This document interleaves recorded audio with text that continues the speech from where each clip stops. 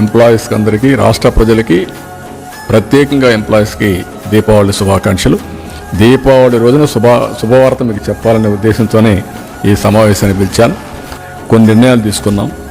ఆ నిర్ణయాల్లో ప్రధానంగా ఒక డిఏ ఇవ్వాలని నిర్ణయం చేశాం. నవంబర్ 1 నుంచి ఇంకొక 10 రోజులు ఉంది. నవంబర్ 1 అకౌంట్లో అడ్జస్ట్ చేసి ఈ ఒక డిఏ ఇస్తాం. ఈ డిఏ నెలవారీగా 160 crores అవుతుంది. అది ఫస్ట్ ఫేజ్, అది క్లియర్ చేస్తాం.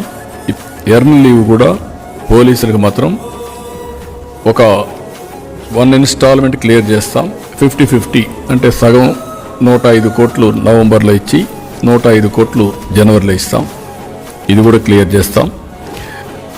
ఇంకొక పక్కన చైల్డ్ కేర్ లీవ్ ఒకప్పుడు 180 days ఇచ్చేవాళ్ళం. దాన్ని వీళ్ళు మళ్ళీ అప్ టు మైనర్ అనే ఇది కూడా తీసుకొచ్చింటున్నారు. అలాంటి వల్ల ఇబ్బంది వస్తుంది. అందుకే ఈరోజు ఆలోచించింది చైల్డ్ కేర్ లీవ్ అనేది 180 days వాళ్ళ రిటైర్మెంట్ వరకు ఎప్పుడైనా ఉపయోగించుకున్నట్టుగా అది కూడా ఇస్తున్నాం.